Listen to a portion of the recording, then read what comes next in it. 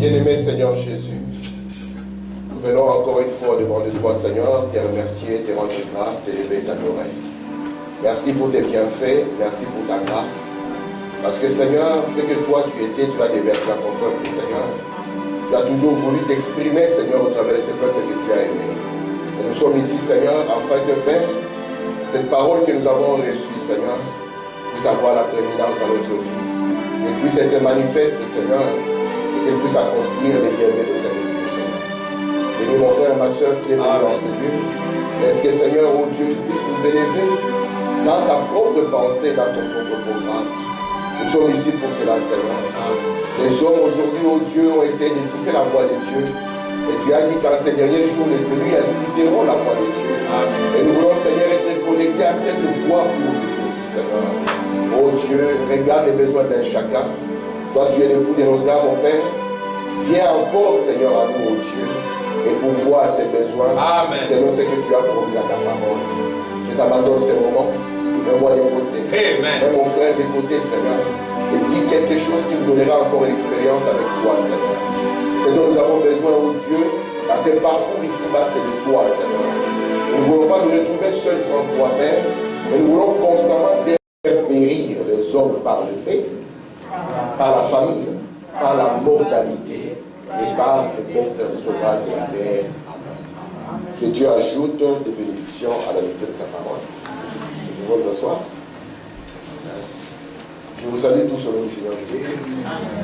Et je vous remercie toujours d'être là pour que nous puissions continuer. Nous allons faire aujourd'hui encore un petit pas. Parce que nous sommes arrivés à la fin des âges de l'Église. La dernière fois où nous avons parlé, nous avons dit que nous avons la preuve que nous sommes arrivés à la fin des âges de l'Église. Non pas parce que l'Église a rétrogradé, non pas parce que l'Église a avancé. Mais la preuve que nous avons, que nous sommes arrivés à la fin des âges de l'Église, c'est parce que nous avons vu Israël retourner dans sa terre. Amen. Vous vous souvenez que je vous ai dit que Dieu a deux peuples. J'aimerais le dire, même pour les nouveaux, qu'ils puissent bien le comprendre. Dieu a deux peuples. Dieu a une nation, ou un peuple naturel, qu'on appelle Israël.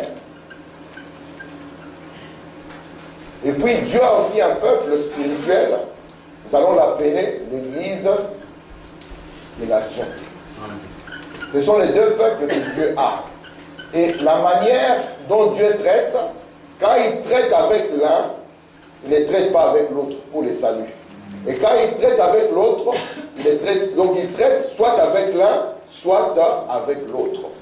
Si nous lisons maintenant le plan de Dieu dans Daniel au chapitre 9, nous verrons que Israël, quant à son salut, Dieu lui a donné un temps déterminé. Et le temps déterminé que Dieu a donné à Israël, la Bible a appelé cela les 70 semaines. Je suis en train de le faire pour la sœur Peggy et pour les nouveaux, la sœur Natacha aussi que vous écoutez. Regardez ceci, dans les 70 semaines, c'est la période de temps que Dieu a donné à Israël. Il a dit que voici les temps que moi, Dieu, je donne à Israël pour son salut. Et nous avons remarqué que ces 70 semaines n'étaient pas des semaines comme nous pouvions le compter avec notre calendrier. Mais c'était des semaines différentes. Et ils étaient divisés en trois parties.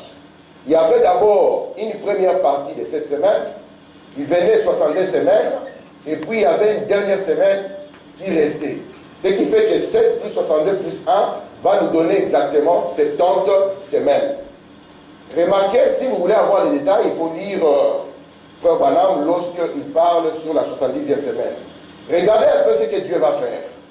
Une semaine dans la Bible ici, une semaine dans la Bible va compter exactement combien d'années? Une semaine, c'est combien d'années? Une semaine a 7 ans. Dans les programmes de Dieu ici. Et qu'est-ce que Dieu va faire? Parce que pour Israël, lorsque Jésus devait venir, il devait rester 7 ans. Selon Daniel au chapitre 9. Je n'ai pas le temps de rentrer encore là-dedans profondément. Mais remarquez, Jésus quand il vient, il va commencer son ministère quand il aura 30 ans environ. Et le ministère de Jésus va durer à peu près 3 ans et demi. Ça sera 7 semaines, mais la moitié. La dernière semaine ou la 70e semaine de Daniel sera divisée en deux. On aura une première partie de 3 ans et demi, et puis il y aura une deuxième partie de 3 ans et demi. Quand Jésus va arriver sur la terre, il va accomplir la première partie, ça sera les 3 ans et demi, qui concernait la première partie de la dernière semaine, de la 70e semaine ou bien de la 70e semaine de Daniel. Quand Jésus va mourir, il mourra parce qu'Israël n'aura pas connu que Dieu est venu pour les visiter. Et nous savons que c'est Dieu lui-même qui a aveuglé les yeux d'Israël, afin qu'Israël ne reconnaisse pas le Dieu qui est venu pour pouvoir visiter Israël. Pourquoi Dieu a fait cela? Dieu a fait cela parce qu'il voulait sauver aussi les autres qui n'étaient pas Israël. C'est là où la Bible dit, la parole est venue chez les siens, mais les siens ne l'ont pas reçue. Alors, à ceux qui l'ont reçu, il a ouvert une période de temps. Si vous lisez dans Romains au chapitre 11, Paul dit que Israël, une partie d'Israël est tombée dans l'endurcissement. Pourquoi est tombé dans l'endurcissement? Parce que Dieu voulait aussi appeler les gentils, ce qu'on appelait les non-israélites. Et Dieu, quand il va les appeler, Dieu va leur donner un temps qui n'est pas déterminé.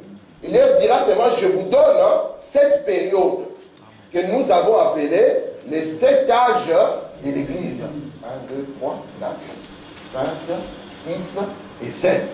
Ça, c'est les 7 périodes que Dieu va donner aux non-juifs en disant, moi Dieu, je vous donne aussi une chance pour que durant cette période ici, vous puissiez aussi être sauvés. Amen. Et c'est là où Paul dit qu'une fois que la totalité des gentils est entrée, Dieu ne peut jamais oublier Israël. Alors Dieu a gardé en réserve cette dernière partie.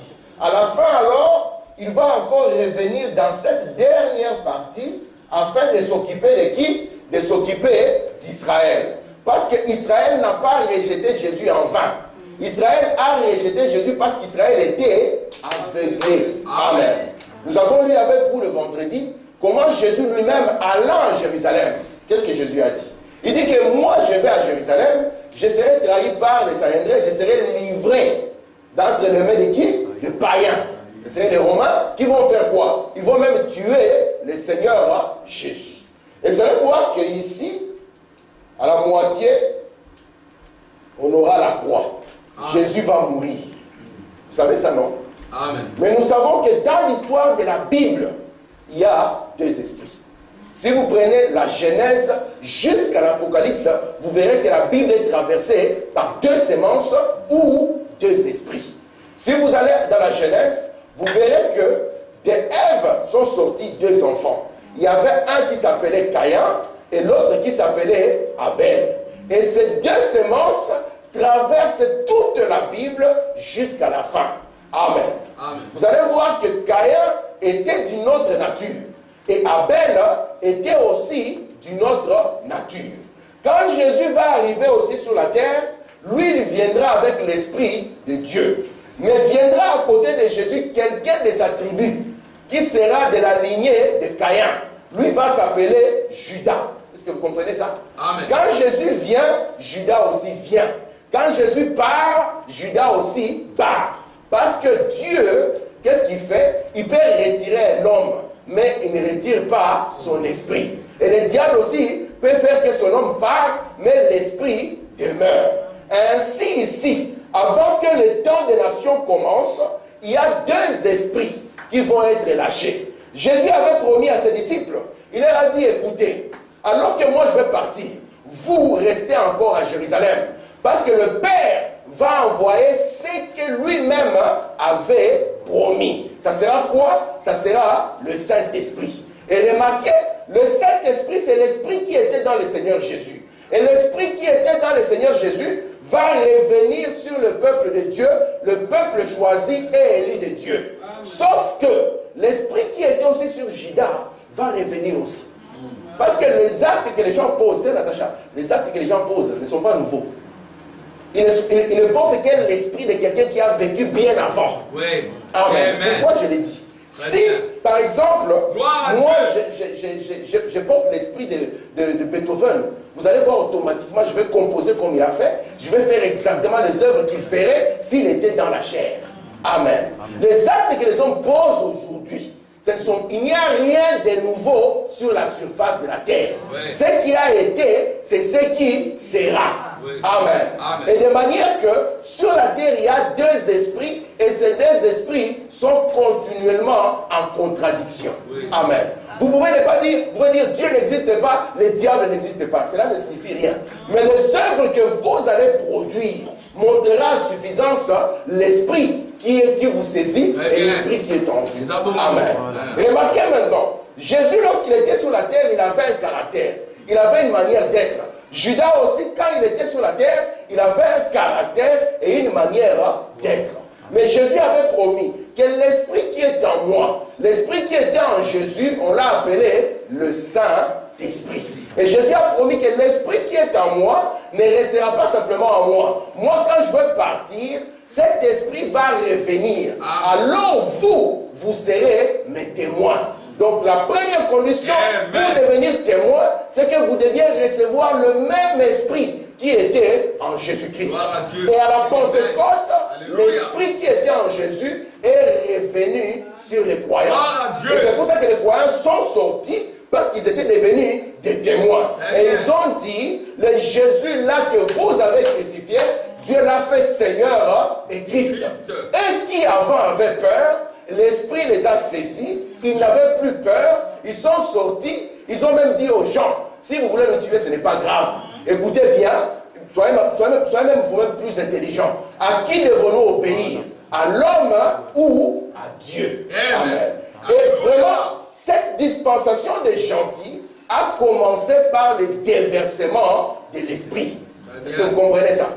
Ça a commencé par quoi? Par le déversement de l'esprit. Parce que Jésus leur avait dit, pour m'appartenir moi, il ne faut pas simplement dire je suis membre d'une église. Non.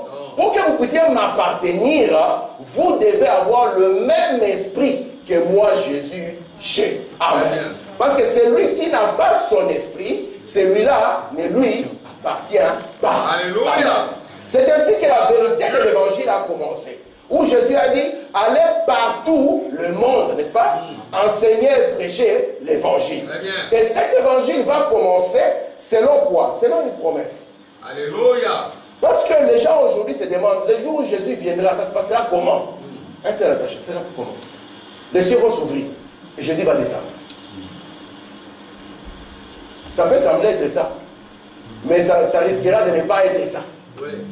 Parce que Jésus a dit, je suis le pain descendu du ciel. Mais on n'a jamais vu un pain qui est descendu. Parce que lorsque Dieu parle, il parle de manière à ce que ses propres enfants seulement comprennent ce que lui veut dire.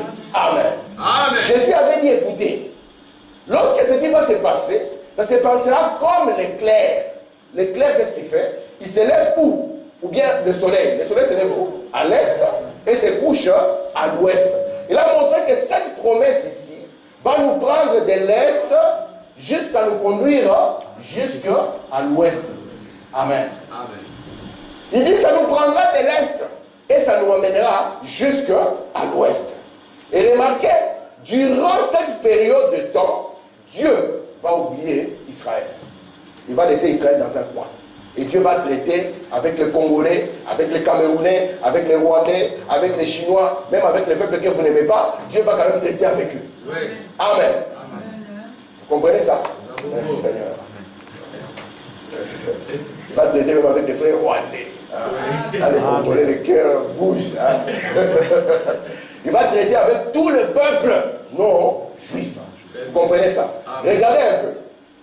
Maintenant, durant cette période de temps, parce que la vraie bataille, au fait, Dieu a toujours voulu se servir de l'homme. Le diable aussi a toujours voulu se servir de qui? Et la plus grande bataille jamais livrée se passe où? Dans l'homme. Pourquoi ça? Parce que Dieu est un esprit. En Afrique, les gens, ils ont peur des fantômes. Hein? Ils peuvent passer en route, ils disent, ah, j'ai vu un fantôme dans le coin. Si vous croisez un fantôme, le fantôme ne peut pas vous manger. Amen. Si vous croisez un fantôme, il ne peut pas vous manger. Non. Pourquoi? Parce qu'il n'a pas de chair. Il ne peut même pas vous frapper. Il ne peut même pas vous saisir. Non. Parce qu'il n'a pas de chair. Pour qu'il puisse parvenir à vous saisir, il faut qu'il parvienne à trouver une chair dans laquelle il va s'installer. Et là, il peut faire ce qu'il a à faire. Amen. Donc, pour voir les œuvres du diable, c'est simple. Il suffit seulement, si le diable n'a pas de corps, le diable ne pourra rien faire. Si Dieu aussi n'a pas de corps, Dieu aussi ne peut rien faire. Et la bataille a toujours été, moi aussi je veux celui-là. Je veux le dominer. Je veux l'amener à agir, à produire quelque chose. Mais si les deux n'ont pas de corps, ils sont désarmés. Vous comprenez ça? Amen. Il faut vraiment dire, l'esprit que vous allez accepter, c'est l'esprit qui va diriger votre vie. C'est l'esprit qui va vous soumettre et vous conduire. Vous comprenez ça? Amen. Amen. Et c'est ainsi que, dans cet âge de l'église ici, Dieu voulait utiliser le peuple. Mais le diable aussi voulait aussi utiliser les gens. Amen. Et la bagarre va commencer. C'est là où il faut par exemple nous dire que pour que nous puissions comprendre ce qui se passe dans cette histoire, il faut que nous allions dans Apocalypse chapitre 1 jusqu'à Apocalypse chapitre 3. Et dans Apocalypse 1 jusqu'à Apocalypse chapitre 3, nous allons voir ce qu'on a appelé les âges de l'Église. Nous avons vu que le premier âge de l'Église a porté le nom d'Éphèse. Ces noms se trouvent dans la Bible, dans Apocalypse 1 au chapitre 22, ou bien Apocalypse 2. Si vous prenez Apocalypse 2 jusqu'à Apocalypse 3, vous allez voir tous les noms. Regardez, Éphèse est le nom du premier âge. Le deuxième, c'est Smyrne, n'est-ce pas? Le troisième, c'est Pergame. Le quatrième, c'est Thyatire. Le cinquième, c'est Sardes. Le sixième, c'est Philadelphie. Le septième, c'est Laodicée. Les noms dans la parole de Dieu ne sont pas là par hasard. C'est pour ça que Branham dit, même quand vous avez un enfant, ne lui donnez pas n'importe quel nom. Oui. Il dit parce que les noms ont de l'influence sur les gens. Bien. J'aimerais avoir un papa qui aura le courage de donner à son fils le nom de Judas Iscariote. Personne n'osera le faire. Alors que Judas, à la base, c'est le nom d'une famille. Et une famille respectable. Une famille qui a reçu la royauté. Mais personne ne peut oser appeler le bébé Judas. Pourquoi? Parce qu'on sait l'impact d'un nom. Et Branham va plus loin, il dit, si vous avez un mauvais nom, changez-le. Amen. Parce que Dieu a changé le nom des gens. Dieu a croisé Jacob. Amen. Qu'est-ce que Dieu a fait? Il a changé son nom. Il a pris Jacob et l'a appelé qui? Israël. Parce que Jacob signifie supplanteur, escroc. Madame dit, faites attention à ses fils. Si vous faites des affaires avec, oh je vis Anvers, Dieu béni, je vais faire des affaires avec les juifs, il dit, vous allez vous retrouver ruinés. Parce qu'ils sont la nature de leur père. Amen. Regardez, alors, ici dans les âges de l'église, chaque nom avait une signification. Éphèse signifiait viser et relâcher. Vous allez voir que l'église avait commencé en feu. Mais au lieu de continuer en feu, les chrétiens qui ont commencé dans cet âge, Dieu leur a donné un reproche. Il leur a dit, vous avez perdu votre premier amour. Vous voyez, dit, c'est comme un couple. Quand ils se marient, ils sont chauds, l'amour, le cœur brûle.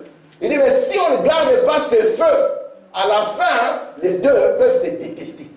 Et vous allez poser la question, qu'est-ce qui s'est passé? Eux qui étaient tout feu, tout flamme.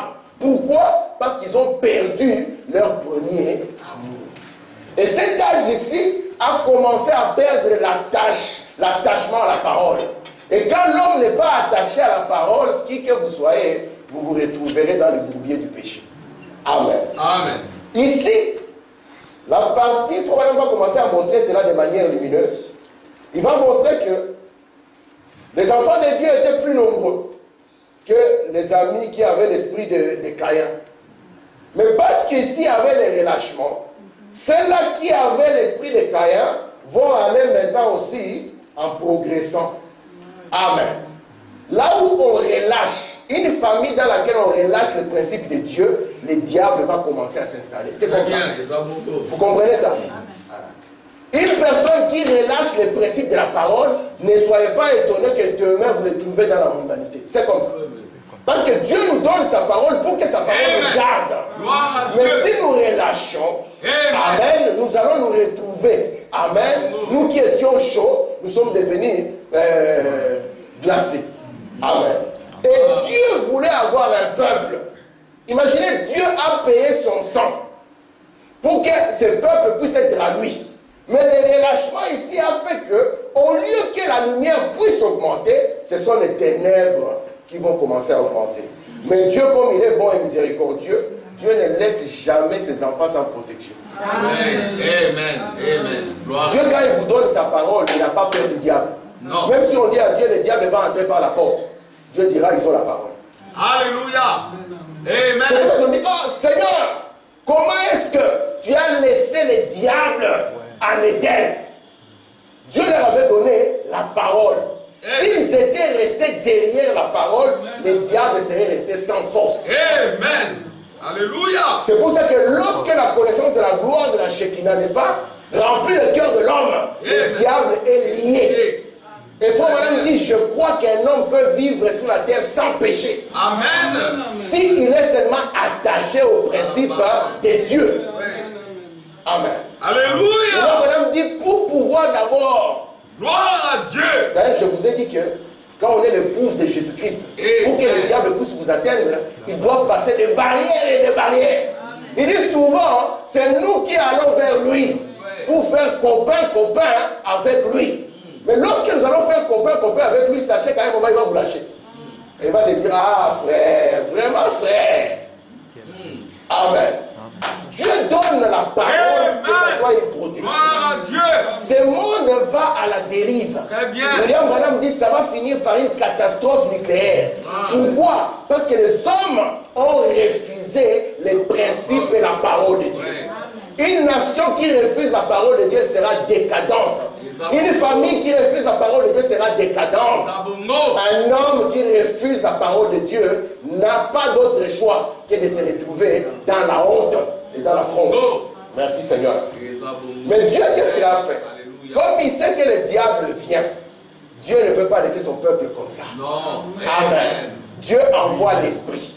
Et nous avons vu qu'il va envoyer l'onction du lion durant cette première partie. Alléluia. Mais souvenez-vous, mes frères, je parlais aujourd'hui avec mes enfants. On avait une séance à l'école le dimanche quand on venait. Timothy m'a posé une question, il m'a dit, papa, n'est-ce pas que Dieu avait dit dans la parole que tu ne tueras pas?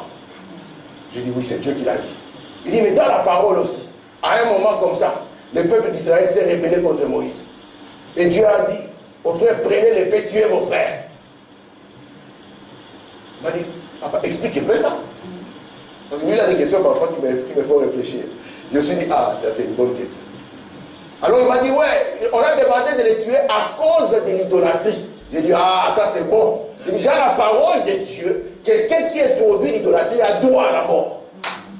J'ai dit, mais non, la parole de Dieu protège quelqu'un quand il est dans la parole.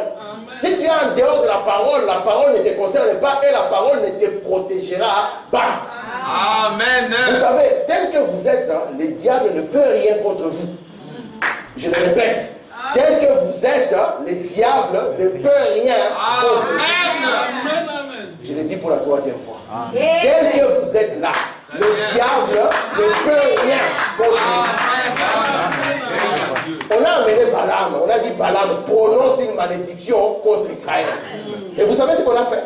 Frère Branham me dit, lorsque Balak a amené Balaam, il lui a montré la partie la plus faible d'Israël. Les frères qui ont des hauts et des bas. Il a dit, regarde comment ils sont. Maudis-le. Balaam a essayé de maudire. Ça n'a pas marché. Parce que ce que Dieu a béni, personne ne peut le maudire. Mais qu'est-ce que Balaam a compris? Ça s'est passé aussi dans les âges de l'église. Il a compris que ce peuple ne peut pas le maudire. Le diable ne peut rien. Parce que ce peuple est protégé par la parole. Frère Branham dit, lorsqu'il a regardé leur faiblesse, il a oublié qu'il y avait un rocher frappé. Il avait oublié qu'il y avait un prophète. Il avait oublié qu'il y avait une colonne de feu qui avait amené l'expiation pour ce peuple. Parce que c'est un peuple, s'il tombe, il dit, Seigneur, pardonne-nous. Alléluia. Quand tu dis, mais hier il est tombé. Donc il avait dit, Seigneur, pardonne-nous. Amen. Et remarquez, lorsque Balaam a constaté qu'il n'y a pas moyen de les maudire, il a dit à Balaam, reste tranquille. On va les amener en dehors de la parole. C'est la seule solution. Une fois qu'ils sont en dehors de la parole, leur propre Dieu va s'occuper d'eux. Amen. Vous Gloire êtes là? à Dieu. Ainsi, cette histoire de l'église, nous avons eu le temps de le prendre. Nous sommes partis de l'an 33. Amen, à la mort de Jésus. Jusqu'à ce que nous avons atteint l'an 1906. Nous sommes arrivés à l'an 1906. Pourquoi l'an 1906? Nous avons vu qu'en l'an 1906, il y a beaucoup d'événements qui vont se passer. Il y a des frères qui voulaient, ils avaient soif de Dieu. Amen. Ils avaient soif de Dieu. Ils voulaient avoir davantage de Dieu. Ils lisaient des choses dans la Bible. Ils voulaient les voir dans leur propre vie. Ils ont dit non frère, nous devons prier. Amen. Ils sont battus. Ils ont prié et les dons du Saint-Esprit sont tombés sur eux. C'est là, c'est en 1906. Tous les pentecôtistes que vous voyez aujourd'hui, qui s'agitent à gauche et à droite, ce mouvement-là a commencé en 1906. Et c'était aux États-Unis, à Azusa Street. Vous êtes là? Amen. Et Branham nous a dit, faites attention. Ces derniers temps ici, c'est le dernier âge de l'Église. Il dit, c'est la dernière chance que Dieu donne aux gentils. Et Branham pose la question, pourquoi est-ce que c'est la dernière chance? Pourquoi est-ce que nous disons que c'est au temps de la fin?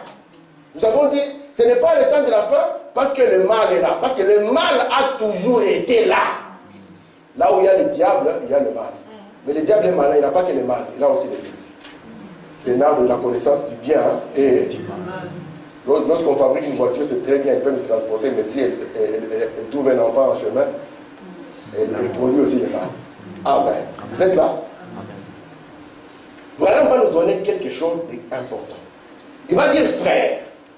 Parce que ce que vous devez savoir, ce qui va se passer ici, nous sommes dans les âges d'Israël. N'est-ce pas? Ce qui va se passer dans les temps d'Israël, ça sera seulement une réplique ici, dans les temps des nations. Souvenez-vous, Israël était une nation, avec un tabernacle que Salomon avait construit, et que Hérode le Grand, vous voyez, quand on avait détruit le tabernacle, ils ont essayé de rebâtir autant d'Esdras et tout ça, et Hérode le Grand aussi a grandi. Nous allons voir maintenant que quand Israël a rejeté Jésus, vous vous souvenez de ça? Amen. Ils ont crié quoi? Que son sang est sur nos enfants. L'histoire des Juifs. Quand vous touchez à un Juif, le monde tremble. Vous pouvez ingérer les Noirs, il n'y a pas de souci. Touchez seulement à un Juif. Vous allez voir ce qui va arriver. À l'an 70 de notre ère, il y a eu un général romain du nom de Titus. Qu'est-ce qu'il a fait? Il a accompli ce que Daniel avait dit. Il est venu, et Jésus avait déjà prévenu aussi ses disciples dans Luc combien? Le lecteur de la Bible. Luc combien?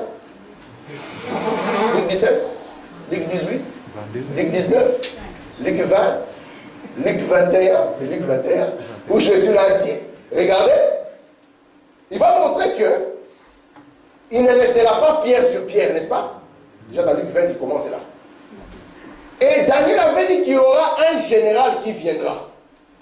Et qu'est-ce qu'il fera? Il va détruire la ville. Amen. Et Jésus dit maintenant qu'ils seront amenés captifs dans le monde entier. C'est là où on va détruire Jérusalem, on va brûler le temple, et Israël, qu'est-ce qu'il va faire? Il va se disperser dans le monde entier. Et quand Israël est dispersé dans le monde entier, Dieu, qu'est-ce qu'il fait? Il laisse d'abord Israël, il commence à s'occuper de qui? Il commence à s'occuper des gentils. Est-ce que vous êtes là? Amen. Mais Jésus avait dit, Jérusalem sera foulée aux pieds jusqu'à ce que le temps des gentils soit terminé.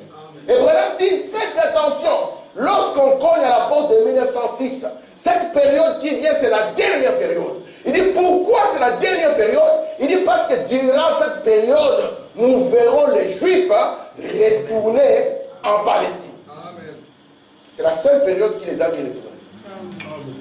Ici, ils étaient dispersés. On a eu des Juifs qui étaient devenus des Hongrois, des Juifs qui étaient devenus des Allemands, des Juifs qui étaient devenus des Polonais. Il y avait même des Juifs au Congo. Parce qu'ils étaient dispersés partout.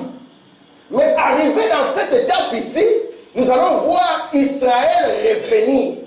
Frère Branham dit, le drapeau le plus ancien, l'étoile à 6 branches de David. On va encore l'élever sur Jérusalem. Cela était un signe que Jésus avait donné. Est-ce que ça va? Amen. Merci Seigneur. Ça va jusque là? Amen. Lorsque nous voyons Israël retourner, faisons attention. Parce que ça montre que le temps que Dieu avait donné pour les gentils arrive à la fin et que Dieu maintenant va retourner dans cette dernière partie pour aussi sauver Israël. Est-ce que ça va jusque là? Amen. Merci. Je vais lire ce programme rapidement. Je suis ici dans la marque de la bête. Le programme dit, les gentils ont seulement une période de temps limitée pour la grâce. La Bible dit qu'on foulera au pied le mur de Jérusalem. C'est Jésus qui l'a dit. Jusqu'à ce que la dispensation des gentils soit terminée. Amen. Il y a un temps déterminé qui prend fin. Amen. Amen. Je continue. Eh bien, ça c'est dans les instructions de Gabriel et Daniel. J'aime beaucoup ça. Il dit ici, il révèle le fait que Dieu traite seulement avec les Juifs quand ils sont en dehors de leur patrie. Non. Il révèle le fait, j'allais avoir des amens, il révèle le fait que Dieu traite seulement avec les Juifs quand ils sont dans leur patrie. Donc quand vous voyez les Juifs retourner dans leur patrie, ça signifie que Dieu veut maintenant traiter avec eux. Est-ce que ça va? C'est pour ça que Jésus a dit, il dit alléluia, je pense que là, j'ai touché le point fondamental jusque là. Donc ce n'est pas par hasard que nous voyons Israël retourner dans sa patrie. Amen. Mais tout Israël n'est pas Israël. Amen. Amen. Merci Seigneur. D'ailleurs, les Juifs, quand ils ont commencé à retourner, vous savez comment ils appellent ça? Le mot là, quand un Juif quitte le pays des gentils pour retourner en Israël, ils appellent ça l'Alia. Et l'Alia, maintenant en hébreu, signifie la montée. Amen. Vous comprenez ça? Amen. Ils disent qu'ils montent. Il dit maintenant, si un Juif quitte Israël pour aller chez les gentils, ils appellent ça la descente. Il est descendu. Amen. Amen. Merci Seigneur. Regardez ceci. Je suis dans le 6e. Lorsqu'il s'agit donc de traiter avec Israël, dans cette dernière partie de la 70e semaine, donc ce qui reste, il traite avec eux en tant que nation. Quant aux gentils, c'est terminé.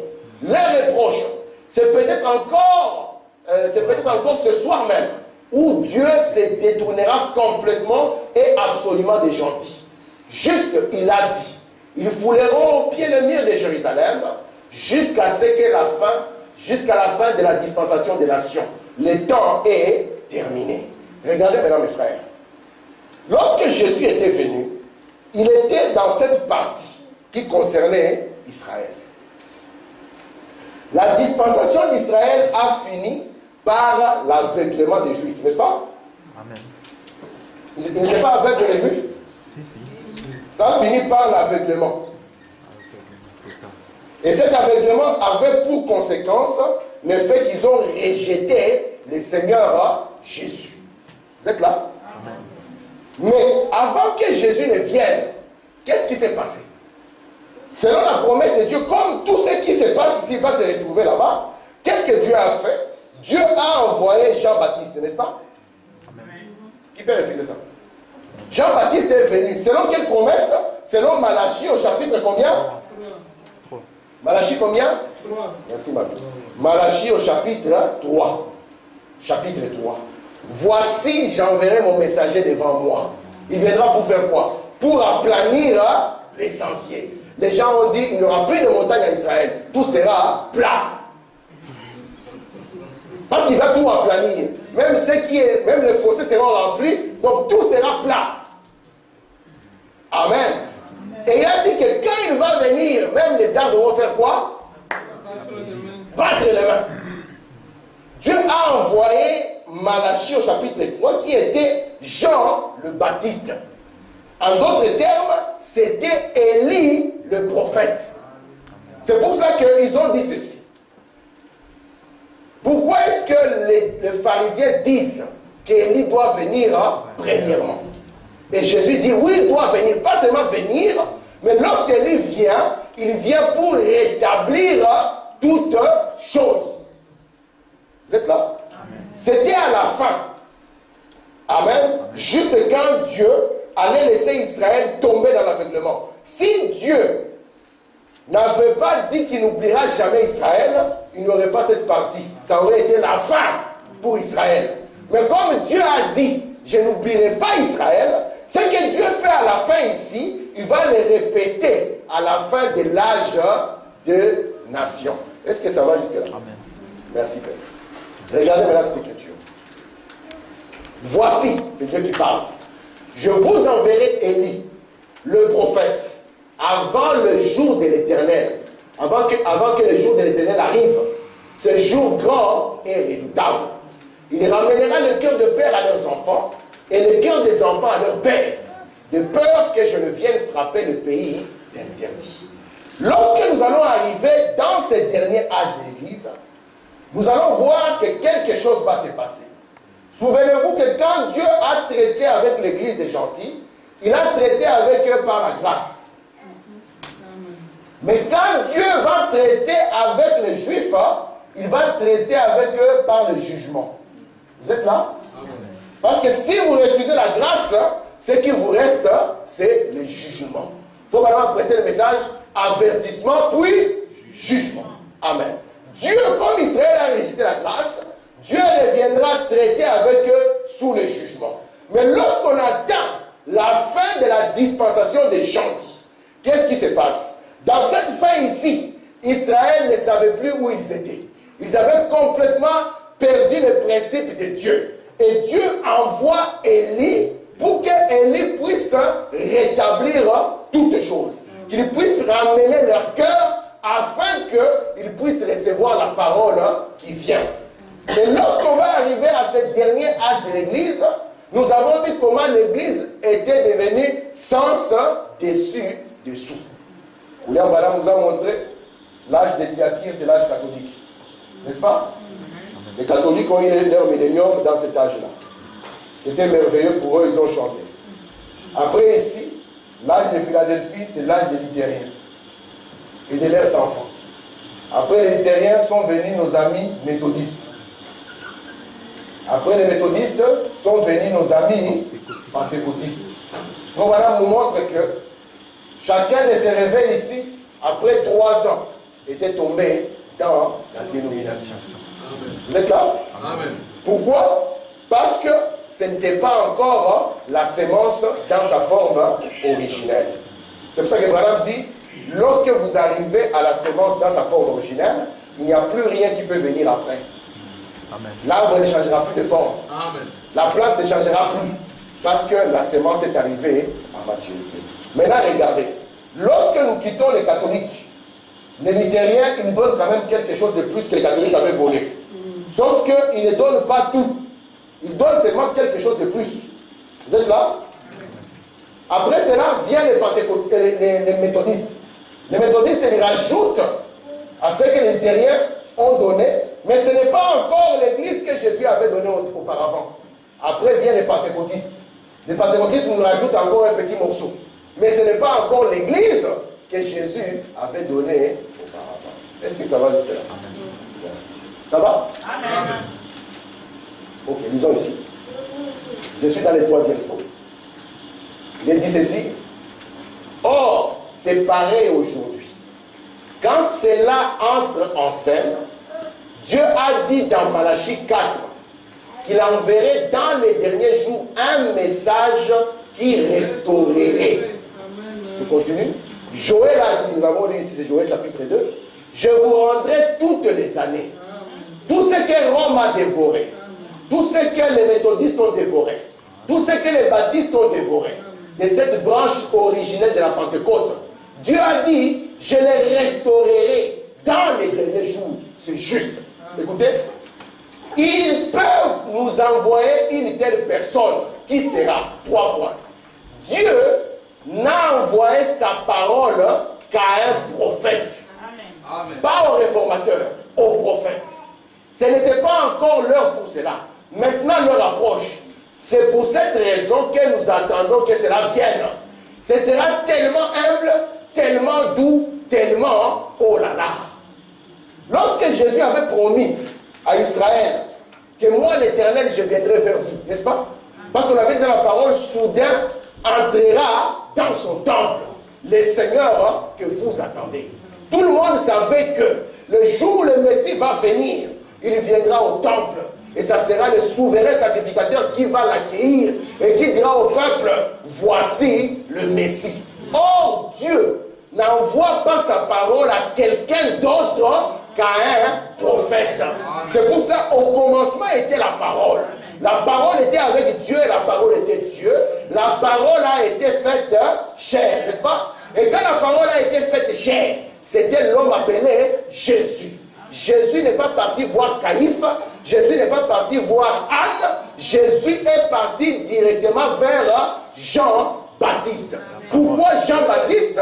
Parce que Jean-Baptiste était le prophète. Et la parole de Dieu ne vient qu'au prophète. Vous êtes là? Et ici, Dieu montre, Israël ne savait plus qui il était. Quand Dieu doit restaurer, quand Dieu doit ramener les gens, il ne peut le faire qu'au travers d'un prophète. Et surtout, quand Jézabel est dans les parages, il n'y a pas un autre esprit à résister à Jézabel. Hein? Il n'y a que l'esprit d'Élie. Frère Branham dit, au temps de Jean-Baptiste, il y avait Jézabel. Vous connaissez son nom? C'était Hérodias. Vous voyez Hérodias? Frère Branham dit, c'était le même esprit qui était sur Jézabel. Au temps d'Élie, il y avait Jézabel. Et quand il y a Jézabel, le seul esprit qui peut lui faire face, arracher les semelles de cœur des enfants pour ramener cela à Dieu, c'est l'esprit. Et à la fin ici, souvenez-vous, Paul avait dit ça sera l'apostasie. Vous savez c'est quoi l'apostasie? L'abandon de la foi. Le chaos dans le catholicisme. Le seul esprit qui est capable de ramener le cœur, c'est l'esprit. Amen. Regardons la parole. Paul dit ici, Élie était le prophète du temps d'Akab et de Jézabel naturel. Il a promis par ainsi dit le Seigneur de la parole de faire la même chose à la Jézabel spirituelle, la forme esprit de son ministère. Nous avons vu que dans la Bible, il a dit, ce que j'ai contre toi, c'est que tu as laissé la femme Jézabel. Et voilà, nous dit ici, c'est maintenant la forme spirituelle. Et Dieu, qu'est-ce qu'il doit faire? Il doit envoyer Élie. Parce que si Élie n'est pas là, qui saura résister à Jézabel? Amen. Regardez maintenant dans la parole. Prenons 1 Roi au chapitre 18. Il est écrit ceci. Je n'aime pas beaucoup les français dans la Bible. À chaque fois que je lis le français c'est une langue qui fait du tort à la Bible. Frère Max, ça fait du tort à la Bible. L'exemple est ici. Vous vous souvenez, quand Jézabel est devenue reine en Israël, elle a amené Israël à aimer Jéhovah, n'est-ce pas? Non. Elle a détourné le cœur d'Israël de Jéhovah pour qu'Israël puisse adorer Baal et Astarté. Amen. Et lorsque Israël ne savait plus qui était Dieu, on avait détruit les autels, on avait tout cassé. Et lui, le prophète, est venu, n'est-ce pas? Qu'est-ce qu'il a fait? Il a convoqué tous les prophètes de Baal et d'Astarté. Et il a convoqué Israël au mont Carmel. Il a dit, écoutez Israël, soit Baal est Dieu, soit Astarté est Dieu, et nous tous, même moi, on commence à l'adorer. Mais si Dieu est Dieu, adorons quand même le vrai Dieu. Parce que nous ne sommes pas n'importe quel peuple. Nous sommes le peuple que Dieu a apporté pour son propre programme. Amen. Lorsque Élie fait ça, il dit, écoutez, parce que Madame dit que lorsque vous avez la promesse de Dieu, vous n'avez pas peur. Vous pouvez laisser la première place à quelqu'un. Amen. Vous vous souvenez d'Abraham avec l'autre, non? Il fallait choisir. Est-ce qu'Abraham a dit petit? Toi tu es petit, les droits de l'aise, c'est moi qui choisis. Donc il a dit, écoute, regarde, le pays est ouvert devant nous. Parce qu'Abraham sait qu'avec la promesse qu'il a, le désert peut changer. Amen. Il sait qu'avec la promesse que j'ai, les circonstances changeront. Peu importe, moi je ne choisis pas par les yeux, je choisis par la promesse. Amen. Il dit choisis. Lui, il a choisi quoi? Il a choisi les plaines vertes des Sodomes. Et il faut madame dire, il a payé sa famille. Parce que les choix que nous devons faire doivent être des choix réfléchis dans la parole. Pas les choix avec les yeux, mais les choix avec la promesse. Vous êtes là? Amen. Amen. Maintenant ici, alors Élie dit au prêtre, ok, commencez. S'il est Dieu, moi je ne vais même pas présenter quoi que ce soit, nous allons tous adorer votre Dieu. Commencez. Ils ont commencé le matin. Ils ont chanté. Ils ont crié. Ils sont entrés en danse. Ils ont bougé. Jusqu'à ce qu'ils ont commencé à se faire des scarifications. Le sang a coulé. Quand ils sont arrivés à midi, Élie les a observés et a dit, ah, criez plus fort. Peut-être qu'il est parti à la pêche. Peut-être qu'il dort. Peut-être qu'il est fatigué. Criez encore plus fort. Ils ont doublé d'efforts. Ils ont crié et regardez la Bible, ce qu'il dit, mais il n'y ni voix, ni réponse, ni signe d'attention. Alors après un moment, Élie attendait un moment précis. Élie ne s'est pas présenté le matin, Élie ne s'est pas présenté à midi, mais la Bible dit ici, il dit qu'ils prophétisèrent jusqu'au moment de la présentation de l'offrande. C'est ici où les Français font encore des bêtises. Parce que si vous prenez la Bible en anglais, il vous dira, ils prophétisèrent jusqu'au moment de la présentation de l'offrande du soir. Amen. Vous comprenez ça? Ce n'était pas le matin, ce n'était pas à midi, mais c'était le soir. Élie dit alors à tout le peuple, approchez-vous de qui? Tout le peuple s'approcha de lui, parce qu'ils avaient vu que les autres ont échoué. Élie, qu'est-ce qu'il fait? Il rétablit, il restaura l'autel qui avait été renversé. Écoutez ce qu'il va faire. Il prit 12 pierres d'après le nombre des tribus des fils de Jacob, auquel l'Éternel avait dit, Israël sera ton nom. C'est pour ça que quand Branham est venu, il a dit la première base, c'est la doctrine des apôtres. Parce que la Bible dit, nous sommes fondés sur la doctrine des apôtres et des prophètes. Jésus-Christ étant la pierre angulaire. Il ne pouvait pas établir une autre doctrine en disant aux sœurs, viens en pantalon nous prêcher. Branham a dit, ça c'est une abomination. Ce n'est pas ça l'autel de Dieu que les apôtres avaient mis. Vous êtes là? Branham dit, il bâtit avec ses pierres un autel au nom de l'Éternel. Il fit autour de l'autel un fossé de la capacité de 2 mesures de semences. Je saute un peu, je vais au verset 36. Au moment de la présentation de l'offrande du soir, Élie le prophète s'avança et dit, Éternel Dieu d'Abraham, Amen. Dieu d'Isaac, ce sont les points de l'autel, Amen. Écoutez, et d'Israël, les fondements. Il dit, que l'on sache aujourd'hui que tu es Dieu en Israël. Le peuple avait oublié qui était Dieu. On pensait que la Trinité est Dieu. On pensait qu'il y a 2 personnes en Dieu. On pensait qu'Allah c'était lui qui était Dieu. Mais il dit non, que l'on sache que tu es Dieu. Écoutez, et que je suis qui? Ton serviteur. Donc sans lui, vous ne connaissez pas qui est Dieu. Écoutez, et que j'ai fait toutes ces choses par ta parole. Amen. Réponds-moi, Éternel, réponds-moi. Afin que ce peuple, qu'il fasse quoi? Qu'il reconnaisse quoi? Que c'est toi, Éternel, qui est Dieu, et que c'est toi qui ramène leur cœur. Donc quand Dieu doit ramener le cœur, il a besoin d'Élie.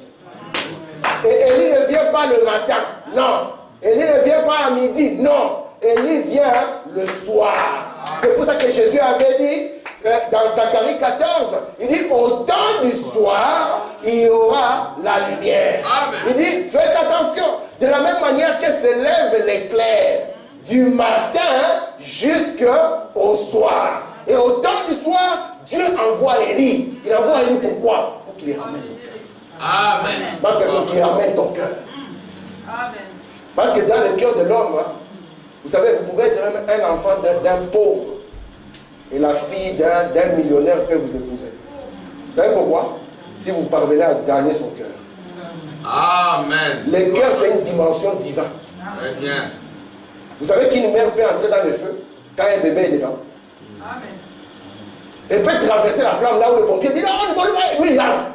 Sort avec le bébé, même si elle est brûlée. Il dit qu'est-ce qui s'est passé? Il dit ça dépasse la chair, c'est le cœur. Et c'est pour ça que Dieu avait dit, écoute toi Israël, tu aimeras l'Éternel ton Dieu, pas avec ta chair, mais de tout ton cœur. Amen. Et par exemple, dit, notre religion, c'est la religion de cœur. Amen. Parce que lorsque votre cœur est concerné, le reste va suivre. Et Élie, lorsqu'il vient, c'est pour que le cœur des gens n'aille pas dans n'importe quoi, mais que le cœur des gens soit ramené à Dieu. Alléluia. Lorsque nos cœurs sont ramenés à Dieu, nous aurons une vraie religion. Gloire à Dieu. Ça sera la religion du cœur. Ce n'est pas la religion d'espionnage. Le frère est derrière toi, tu deviens un frère. Il n'est pas là, tu deviens autre chose. Mais ça sera le cœur. Amen. Parce que Jésus avait dit, où est ton cœur? Là sera ton trésor. Amen. Alléluia. Amen. Et souvenez-vous, vous savez pourquoi Dieu a limité les nombres des gens sur la terre? Genèse chapitre 6. Il dit parce que leur cœur, amen, a toujours tendance à pencher vers le mal. Et Élie, qu'est-ce qu'il vient? Il dit, prends cet cœur, le ramène au Seigneur. Amen. Pour qu'il y ait un peuple bien disposé. Amen. Pour que quand Dieu va frapper, que ce peuple ne soit pas frappé.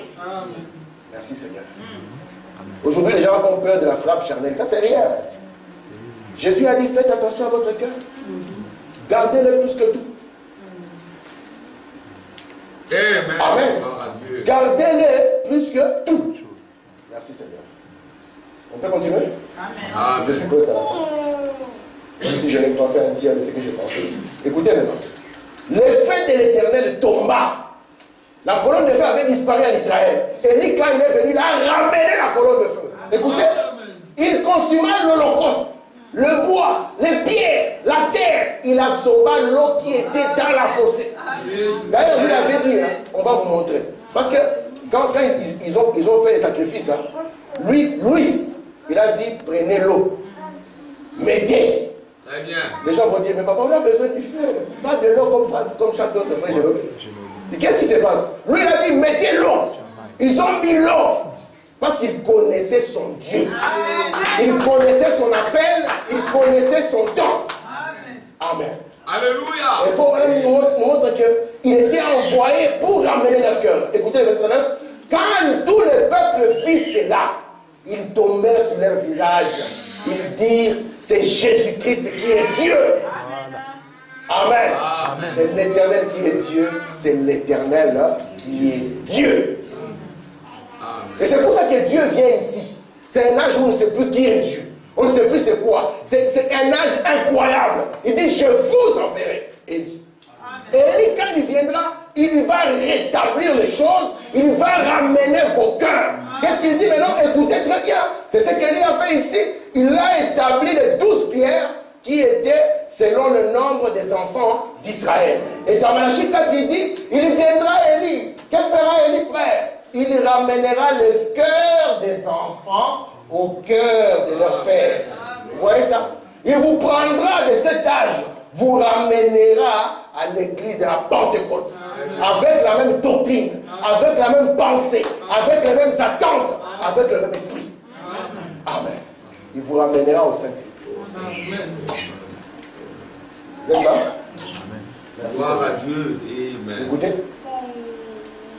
Apocalypse 14, là où on était arrivé la dernière fois. C'est ici où je prends 10 minutes, puis je m'arrête. Ce ne seront pas 10 minutes spirituelles, ce seront vraies 10 minutes. Je suis dans Apocalypse chapitre 6. Et Apocalypse chapitre 14, verset 6. J'ai vu un autre ange qui volait par le milieu du ciel, ayant un évangile éternel. Oh, j'aime ça. Pour l'annoncer aux habitants de la terre, à toute nation, à toute tribu, à toute langue et à tout peuple. Il disait d'une voix forte, craignez Dieu. Ça, c'est le début de la sagesse.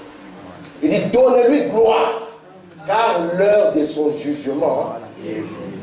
Écoutez, adorez celui qui a fait le ciel, la terre, la mer et les sources d'eau.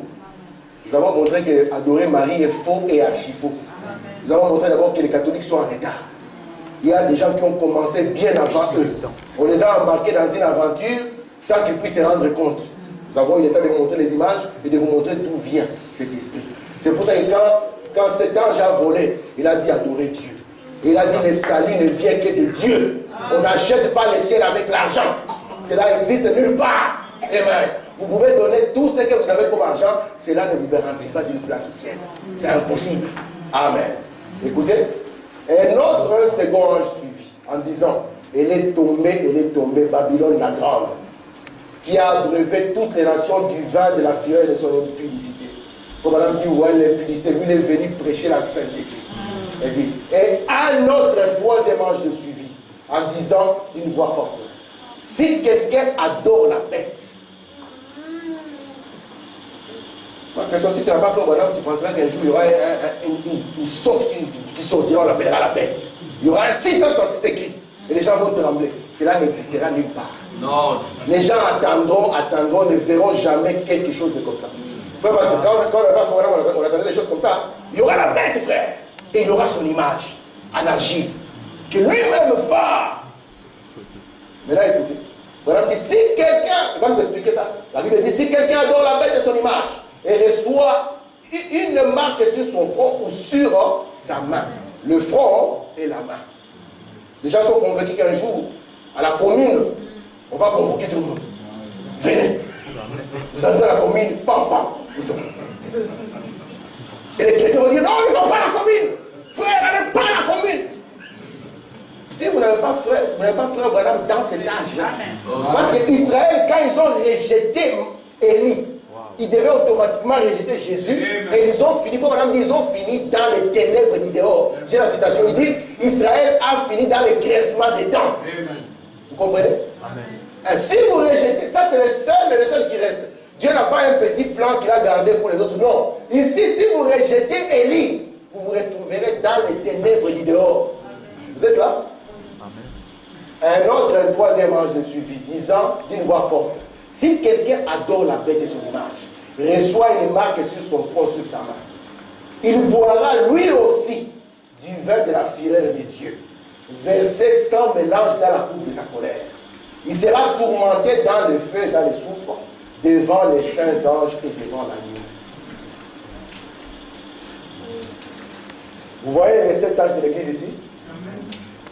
Il y a 2 semences, n'est-ce pas?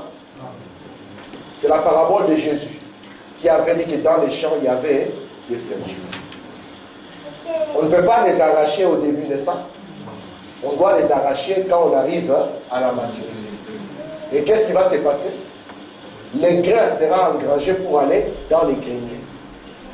L'ivraie et la paille seront liés ensemble et jetés au feu. Vous voyez ça? Et avant que cela ne vienne, il faut que Dieu vous envoie. Est-ce que ça va? Merci Seigneur. Regardez maintenant ici. Bon, maintenant on commence à interpréter l'écriture que nous lisons. J'aimerais que vous notiez Apocalypse 14, 6, 12. Ce sont les 3 derniers anges. 3 anges.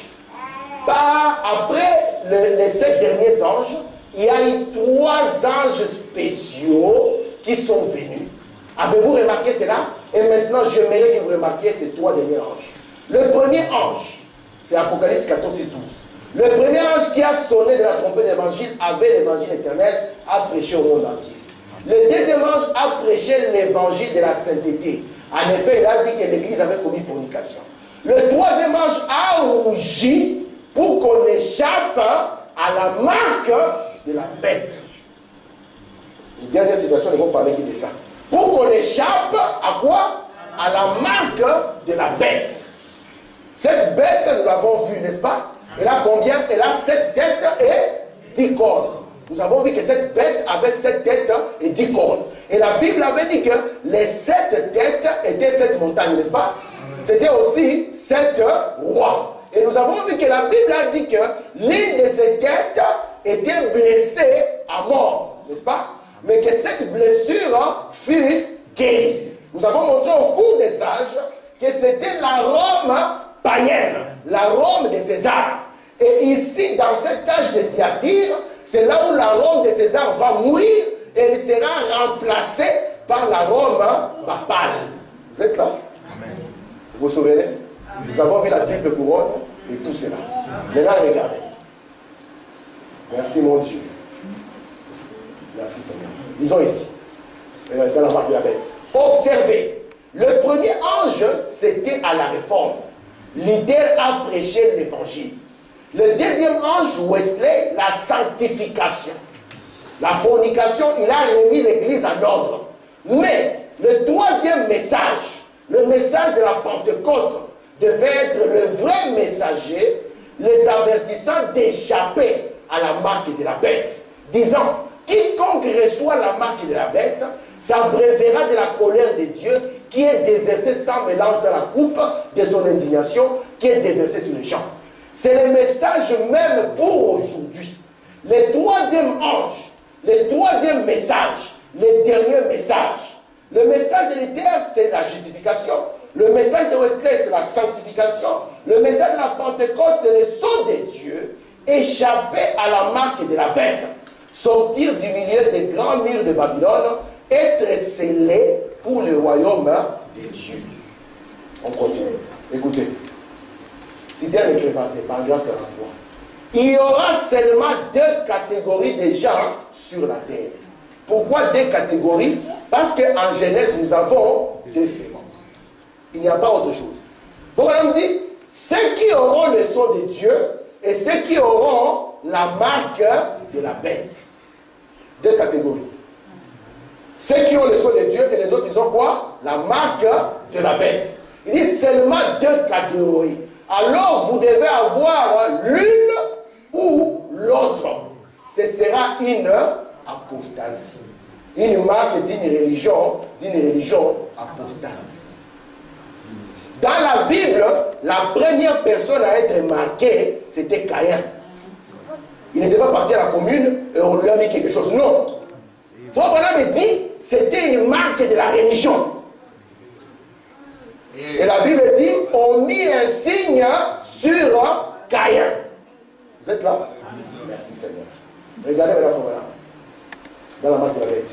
La Bible dit, celui qui adore la bête reçoit sa marque ou la lettre de son nom. Nous avons vu cela. Regardez bien. Il reçoit où? Sur le front ou la main. Écoutez comment Frère Branham interprète. C'est-à-dire la connaissance, le front, la connaissance, la main, l'œuvre. Ça ne veut pas dire que vous recevrez un gros tatouage sur le visage. Il dit ce n'est pas nécessaire. Il ne s'agit pas de l'extérieur, il s'agit du côté spirituel. Amen. Vous voulez encore une citation? Oui. Regardez. Les deux marques sont, je vais vous le prouver par la Bible. Les deux marques sont des marques spirituelles. Beaucoup de gens se disaient qu'on ira ça et là, faisant des tatouages au front. Jusqu'aujourd'hui, ils le disent. Écoutez, et faisant des tatouages sur la main. Attention aux puces. Écoutez, nous avons vu hier soir que c'était un mensonge. Oui, c'est faux. Il s'agit d'une marque spirituelle. C'est vraiment très caché. Parce que quand un homme reçoit la marque de Dieu, il n'a pas quelque chose sur le front. Non. Sinon, ici à l'église, moi et frère, on aurait un cachet. Tu as combien, frère? Tu as ton cachet sur le front. Il faut vraiment dire les deux marques sont spirituelles. On continue. Cet ange qui vient apposer un sceau sur votre front, ça ne veut pas dire que vous, qu'il prend quelque chose et appose une marque là-dessus. Votre front, c'est votre révélation. Amen. Je peux continuer? Votre main, c'est ce que vous en faites en conséquence. Parce que ce qui est votre révélation, c'est ce que vous allez démontrer dans votre vie de chaque jour. Écoutez maintenant, vous voyez, c'est une marque spirituelle. Il ne prend pas un gros cachet pour vous marquer comme cela. Et Branham, lorsqu'il vient, il vient pour que vous puissiez être marqué du son de Dieu. Amen. Amen. Merci Seigneur. Amen. Last quote. Entendre et reconnaître les choses sur la base de la parole de Dieu. Jésus prédit que ce Saint-Esprit sera dans les derniers jours le sceau de Dieu. Vous voyez ça? Maintenant, qu'est-ce qui sera la marque de la bête? Parce que d'un côté, nous avons le sceau de Dieu, de l'autre côté, nous avons la marque de la bête ou le sceau de la bête, n'est-ce pas? Il faut maintenant dire maintenant, Jésus a dit que dans les derniers jours, ce sera le Saint-Esprit. Nous verrons le mystère du Saint-Esprit. Maintenant, qu'est-ce qui sera la marque de la bête? Il dit, ça sera de rejeter le sceau de Dieu. Car tous ceux qui n'avaient pas le sceau de Dieu avaient reçu la marque de la bête.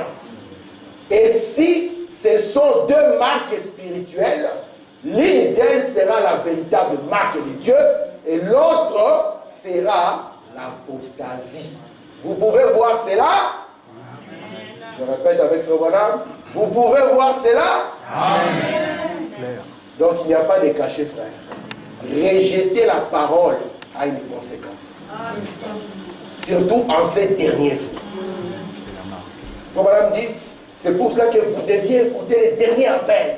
Sortez du milieu d'elle. Sortez du milieu d'elle. N'ayez pas les pensées de Babylone en vous.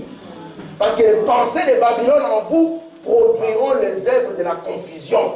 Amen. Mais les pensées de Christ en vous, parce qu'il a dit, laissez que les pensées de Christ puissent être en vous. Et Branham a été envoyé pour que Dieu vous ramène, qu'il ramène vos cœurs à la pensée de Dieu et que nous puissions échapper à quoi? À cette marque spirituelle. Nous allons voir les conséquences de ce qui nous rend. Que le Seigneur vous bénisse. Amen.